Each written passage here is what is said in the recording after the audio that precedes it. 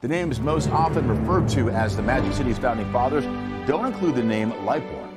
And about 162 black men, including a Lightbourne, were needed to make Miami the international city we know of today. Calvin is in the newsroom to explain this one. Well, it was a day so many had been waiting for, long delayed from the history pages, but not to be denied. One of Miami's founding fathers recognized with a street naming ceremony today, a street in historic Overtown named after Alexander C. Lightbourne, or A.C. Lightbourne, one of the 162 black men at the meeting in July of 1896 to incorporate the city of Miami. Christy, you just talked about there. Lightbourne led the way with a dynamic speech, according to historical archives, and at least one witness at the meeting said that too, but for whatever reason, Miami's history books had forgotten or ignored the name Lightbourne, but after today, no more. But what's most important is that we are establishing the history of a black man in Miami that cannot be erased anymore. That's the most important part, because this party will be over, people will pass down that street, but this will be documented as something that a black man did and contributed to this city that's long been buried in the ibits and footnotes of this history of this city. Well, today was years in the making, as I mentioned, especially for a neophyte researcher who learned firsthand about tenacity, and a former elected official who got the surprise of her life. If it's really true that you don't choose to make history, but it chooses you, then Alexander C. Lightbourne was handpicked, leading a pack of more than 160 black men, casting a vote to make Miami an official city. Lightbourne was only supposed to be seen and not heard back in 1896. But a witness from the meeting said Lightbourne stood up and gave a compelling speech. This is 1896 and early 1900s. You're not supposed to take up space as a black man. Years ago, Anne Marie Henry, just a curious history lover, set out on a journey to make sure history no longer ignores one of Miami's founding fathers. He was too vocal for the city leadership, so I think he was made to go away. Even by today's standards, Henry found that Lightbourne's life was extraordinary. An educator, elected Sergeant of Arms for the State House in 1869, a Justice of the Peace in Gadsden County appointed by Governor Reed.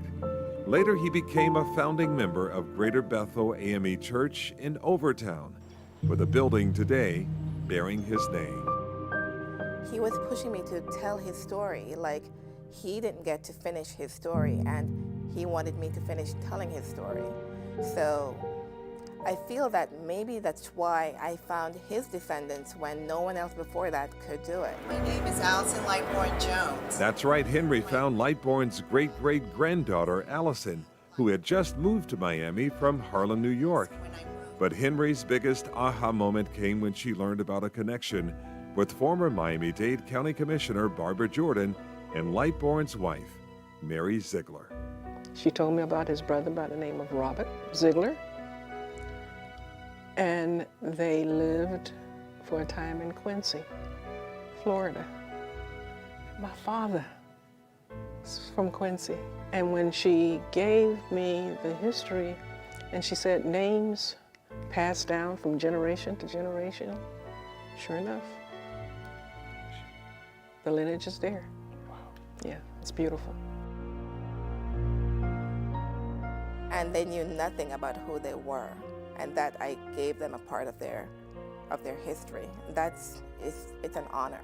I feel it's just an honor. 3. Even this, to me, is not enough. It's not enough.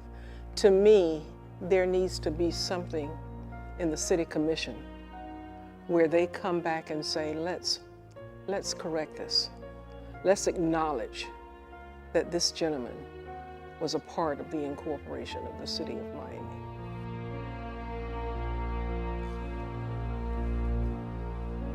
You know, former Commissioner Jordan, she was on the county commission for a long time, I think about 16 years, and she said she only wishes she would have known about it. She would have done more, but she says she's not angry.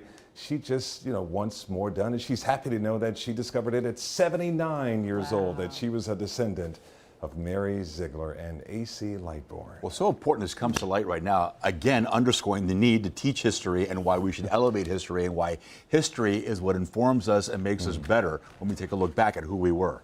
Oh, brother, as they say back in my neighborhood, you are talking about something. We can take a collection plate on that one, brother. Certainly. So you know we don't want to go there. Do that. We don't want to do that right now. We don't have enough time. We don't have time for that. But beautiful story. Yeah, well great, told. great Thank story. Thank you, Calvin. Thank you. Well.